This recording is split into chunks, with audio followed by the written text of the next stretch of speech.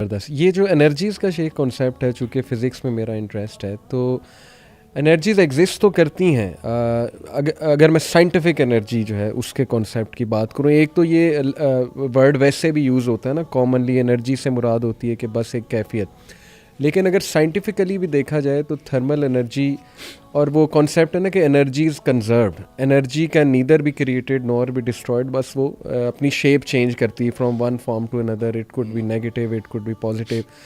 تو کچھ لوگ اسے ایک کانسیپٹ ہے اینیمل میگنیٹزم، یہ ایک پرانا کانسیپٹ ہے. انہوں نے کہا کہ جی ہر انسان کے ساتھ، اینیمل سے مراد ان کی انسان تھی، ہر جانور اور انسان کے ساتھ جو ہے نا وہ ایک انرجی ہے جو میگنیٹزم کی طرح ہے. جو پازیٹیو سوچیں گے تو وہ میگنیٹ پازیٹیوٹی کو اٹریکٹ کر لے گا، نیگیٹیو سوچیں گے تو وہ نیگیٹیوٹی کو جو ہے وہ اٹریکٹ کر دے گا. اور اس کے باقاعدہ ایکسپیریمنٹس کر کے انہوں نے دکھائے، اس کو پریکٹس کیا ایز اے ہیلنگ پریکٹس، کہ ہم وہ لوگ جو بیمار ہیں بہت زیادہ، just by changing their thoughts یا ان کو کوئی ہوپ دلا کے، امید دلا کے، انہوں نے اس کے اثرات دیکھے کہ یہ تو ٹھیک ہونا شروع ہو گئے، حالانکہ وہ ڈاکٹرز نے تو جواب دے دیا تھا. اسی طرح فزکس میں ڈیپ جائیں تو کوانٹم انٹینگلمنٹ کا ایک کانسیپٹ ہے. وہ یہ ہے کہ الیکٹرانز کے پیئرز ہوتے ہیں آپس میں، اور وہ بہت زبردست طریقے سے ایک دوسرے کے ساتھ جو ہے وہ منسلک ہیں، وہ دونوں الیکٹران.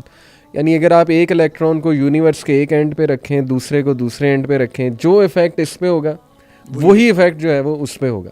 تو اس کو بھی یوز کر کے وہ کہتے ہیں کہ دیکھیں وی آر آل کنیکٹڈ، ہمارے الیکٹرانز انرجی کیری کرتے ہیں. اور ہم کہیں بیٹھیں، غم زدہ بیٹھیں کسی چیئر پہ، کسی بیڈ پہ، روتے رہیں اور گناہ کے اعمال کریں وغیرہ وغیرہ، تو اس جگہ پہ کوئی اور آ کے بیٹھے گا تو اسے بھی وہ انرجی فیل ہوگی. یعنی وہ نحوست کہہ لیں یا وہ ایک اس پہ بھی غم طاری ہو جائے گا. اس لیے انوائرمنٹ کا بھی وہ کہتے ہیں بڑا خیال رکھو، اپنا ہیپی انوائرمنٹ بناؤ. اپنے روم میں اگر کچھ تم نے بہت ایسی حرکات کی ہیں جو نحوست پر مبنی ہے تو اب پازیٹیو حرکات کرو وغیرہ وغیرہ. تو یہ اس طرح سائنٹیفکلی اسے ایکسپلین کرتے ہیں. تو آپ اس پہ کیا جو ہے وہ کمنٹ کریں گے؟ دیکھیں، اس کو شریعت کی اپنی اصطلاحات ہیں. جی ہاں. اور لیکن یہ جو چیز آپ ایکسپلین کر رہے تھے، تو میں یہ کہوں گا کہ شریعت کی نظر میں یہ واقعتاً موجود ہے. اس کا وجود کسی نہ کسی طور ہے. صحیح. اس کو نبی کریم صلی اللہ علیہ وسلم نے صحبت کے ساتھ اور کمپنی کے ساتھ، کہ بری صحبت اور اچھی صحبت، ٹھیک، اس کے ساتھ آپ نے ایکسپلین فرمایا ہے. اور آپ نے فرمایا کہ جو اچھی صحبت ہے اس کی مثال عطار کی دکان کی طرح ہے. جیسے عطر فروش خوشبو کی دکان ہے، تو آپ اس کی دکان پہ چلے جائیں تو آپ چاہے کچھ خریدیں چاہے نہ خریدیں، صحیح، لیکن آپ کو خوشبو تو آئے گی، اور خوشبو آپ کے ناک میں چلی جائے گی. زبردست. اٹ مینس کہ صحبت کا اثر ہوتا ہے. وہ جو آپ نے کہا کہ وہ اسی جگہ کوئی شخص آ جائے تو ظاہر ہے کوئی اچھا آدمی آیا ہے، ایمان والا آدمی آیا ہے، تو ایمان والے کی خوشبو ہوگی، اس کی ایک پاور ہوگی.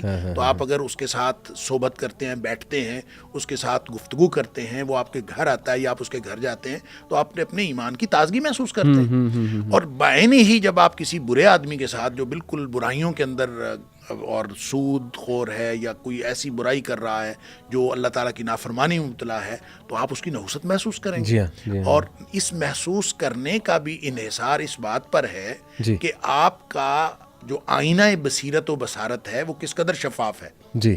یعنی اگر آپ شفاف رکھتے ہیں تو پھر آپ کو یہ احساس ہوگا.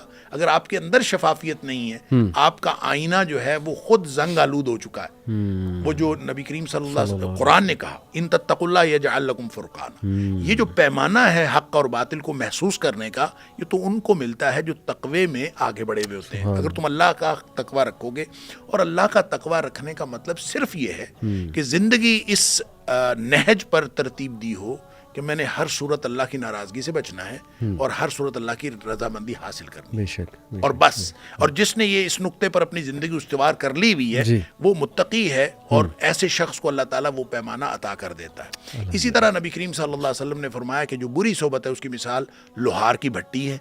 کہ آپ ظاہر ہے کسی لوہار کی بھٹی میں جائیں اور اس کی صحبت اختیار کریں، تو چاہے آپ وہاں سے کوئی چیز لیں چاہے نہ لیں، وہاں پاس بیٹھنے سے ہی چنگاریاں توڑ کے آ جائیں گی. کوئی نہ کوئی چنگاری آپ کے دامن کو داغدار کر دے گی. تو اس کا مطلب یہ ہے کہ اس کے اثرات تو ہوں گے صحبت کے. اس لیے اچھی صحبت کے بھی اثرات ہیں، بری صحبت کے بھی اثرات ہیں. اور قرآن نے بھی کہا ہے کہ وَاصْبِرْ نَفْسَكَ مَعَ الَّذِينَ يَدْعُونَ رَبَّهُمْ بِالْغَدَاةِ وَالْعَشِيِّ يُرِيدُونَ وَجْهَهُ، کہ اپنے آپ کو ان لوگوں کے ساتھ جوڑے رکھا کرو جو صبح و شام اپنے اللہ کو یاد کرتے ہیں اور اللہ تعالیٰ کی رضامندی چاہتے ہیں. لہٰذا ان لوگوں کی صحبت کے ساتھ آپ تو اس لیے میں یہ کہتا ہوں کہ لوگوں نے اس کو جس طرح سے بھی لیا ہے اس کا وجود تو بہرحال ہے. جیسے آپ دیکھیں اب تو بالکل سائنٹیفکلی ایکسپیریمنٹس ہو گئے ہیں کہ کینسر کے مریضوں کو آپ سورہ الرحمن سنوائیں تو وہ جو ہے بالآخر وہ ان کی ہیلنگ کے اندر نہ صرف یہ کہ وہ علاج ہوا ہے بلکہ مکمل وہ شفا یاب ہو گئے ہیں. لہٰذا یہ تو اب ہاسپٹلس کے اندر، لاہور کے اندر کچھ ہاسپٹلز ہیں جہاں پہ لوگ یہ قرآن تھراپی کے نام پر اس کو شروع کر دیا انہوں نے، اور ظاہر ہے کہ یہ پازیٹیو اثرات ہیں اور یہ وہ ایک ہر دور میں لوگوں نے انٹرپریٹ اپنے اپنے طور پر کیا ہے.